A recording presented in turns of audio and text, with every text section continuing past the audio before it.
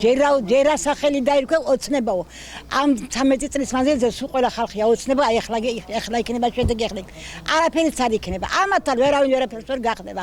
გინდა აქციებზე გავინე ხალხი, რაც უნდა ქნა. ტყუილად აბა ამდენი ხალხი დაიჭირეს, ამდენი პოლიტიკოსები. ამათგან რა არის მოსაძად, არაფერს კაცს ესენი არ გაიმეტებენ. ესენი არიან სანამ თავისი თოსოს არ მოკვდებიან, მანამ ეგრე უნდა იყარონ და ეგრე უნდა იყვნენ. ხალხისთვის არაფერს არ აკეთებენ ესენი. თავიანთ ჯივის საკეთებენ, თავიანთ შვილებს საზღვარგარეთ ასწავლიან და რატო ჩვენი შვილები ვერ ისწავლიან საზღვარგარეთსა? მაგაზე ნაკლები შვილები ყავთ ხალხსა?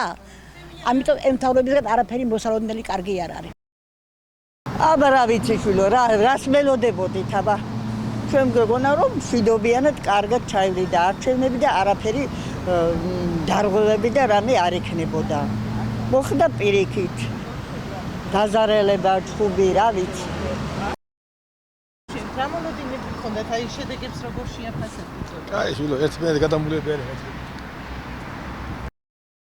რახან მშვიდობა დამყარდა, გენაცვალე, აი იგი გვიხარიან მე, მეტი არაფერი შემოგე. მშვიდობის დამყარებაში. აი მშვიდობის დამყარებაში რომ მშვიდობა იქნება და ვიცოცხლებთ. არჩევნების შედეგებს შევაფასებდი, რომ ხელმძღვანელი უნდა სათავეში ესეთი, რომ წასულიყო საქმე კარგად.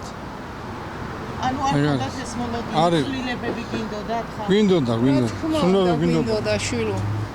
მე მყოფნის და ვიმყოფინებ, რომ ცარიელაპური და მაკარონი შევჭამო იმ პენსიას, მაგრამ ეს ბავშვები ყოველი მეოთხე რომ მშიერია და სკოლაში აგერ მასწავლებლები თვითონ გამოდიან ლაპარაკობენ, რომ ცუდად ხდება ბავშვი, რომ არ შიან მაკარონიც არ აქვს სახში.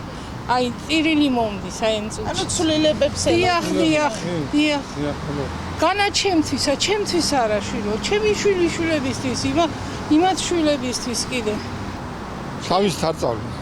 ჩვენ დაგვრჩა. ეს არ მოხდა რაღაც თავის წასულები არ არის.